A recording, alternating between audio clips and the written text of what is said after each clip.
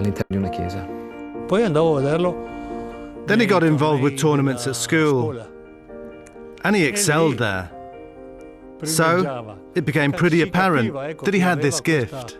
Diciamo che ero comunque appassionato al calcio. I was passionate about football, partly because my father was a great footballer, and also because when I was a boy he was a manager of various teams, and I have to admit that the team I supported as a boy was Juventus. A surprising admission, considering that Maldini Sr. had led the Rossoneri to glory in the 1963 European Cup final at Wembley. This is Cesare Maldini, my father. And this is my son Paolo. Rather than a footballer father, it was a manager father, because when I was born he'd practically stopped playing, so my memories aren't of my father as a footballer, apart from the pictures of him winning cups and scudettos. Basically in those years he was working as a manager, and then we both linked up in the under-21s, on the national side, and at Milan. You should talk to my mother, because she was already stressed out because her husband was a manager, so then for him to be managing his son, I think that the person who felt the most pressure was my mother. The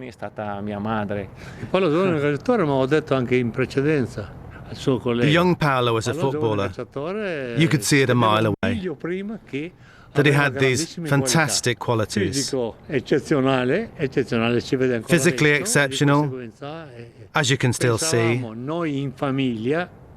So we as a family thought that he had a good chance of making it as a footballer. And that's what happened. He was 12 when he started training with the Milan juniors. He was blessed with a fantastic physique, very quick and powerful. He was a player whom everyone thinks of as left-footed, when actually he was right-footed. That's not something everyone knows. He started playing on the left through necessity.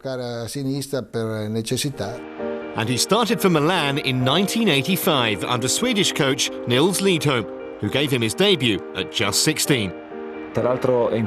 Yes, in fact there were other more experienced players than me on the bench, so it was a surprise to see his decision, and it happened so quickly I didn't even have time to think about it. È stata così rapida che non mi ha dato tempo di pensarci. No, I wasn't there. I wasn't there because I was at a game in Milan for the Italian senior side. After the first half, the players I wanted to see for the national side weren't playing, so I left. And while I was in the car, I heard, in the second half, Maldini's coming on. My God, Maldini's coming on? And from that moment, I followed everything, right up to the end. It's like coming out into the San Siro.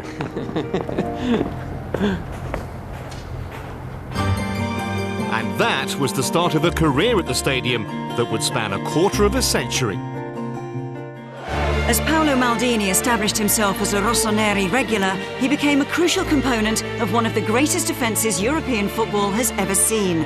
Mauro Tassotti, Alessandro Costacurta, Franco Baresi and Maldini himself. It was definitely the strongest defence and the most united and cohesive defence I've played in. The reason for the feeling between us came from the work and training we did, first with Sacchi, then with Capello.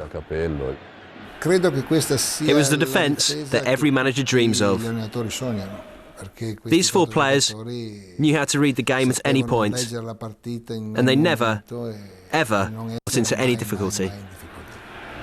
By 1989, AC Milan had not won the European Cup for 20 years, but Paolo was ready for the challenge of his first European final. He always managed to be extremely controlled before the game. He wasn't nervous or jumpy, always very sure of himself. On that occasion, we played in Barcelona, in a wonderful stadium, with pretty much the whole Milan fan base there. It was an incredible party. An invasion? Yes, an invasion, by every mode of transport, boats, trains, cars, planes. The party started with 2 goals from their Dutch stars Ruud Gullit and Marco van Basten. Not only did Milan have one of the world's greatest defences, further up the field they had their Dutch masters. They had more of an idea of total football than the average Italian player. It was a bit more of a tradition for them, and they gave a lot of advice, not just to us, but also to Mr. Sacchi. A 4-0 victory put AC Milan's name back on the European Cup. When we talk amongst ourselves, that's the one that stays in the mind the most. Milan had not won it for so long, so it was such a great night for us. A year later, Milan were back in the final. This time, Paolo was in the side that took on Benfica in Vienna. Benfica were an excellent team, with big-name foreign players, and we came into that game very tired. But despite that, a goal from Frank Rijkaard meant that Milan retained the trophy, something no other club has managed since. The European Cup at that time was difficult. It was shorter, but it was a knockout competition from the start, so you only had to mess up one game and you were out. But that Milan side had a capacity to really focus on something, especially on a specific goal. 1993 brought another final in Munich, but the game against Marseille wasn't such a happy night for Maldini. I remember in the first half, we had so many chances. And then we were punished from a corner, which shouldn't have happened, as I ought to have dealt with it.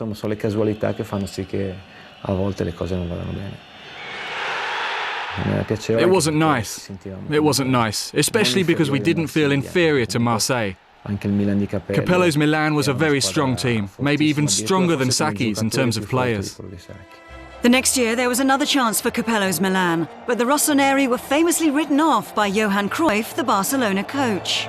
We wanted to have our say, and the team that day had a focus which was really unique.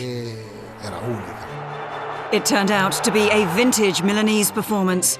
They took Barcelona apart. A 4-0 victory, and Cruyff was made to eat his words.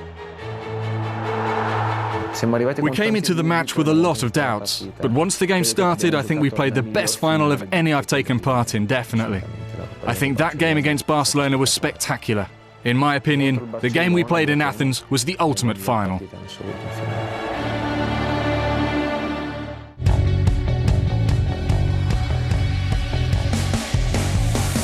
Coming up in part 2, Paolo takes us through the next stage of his career and another batch of epic European Cup finals.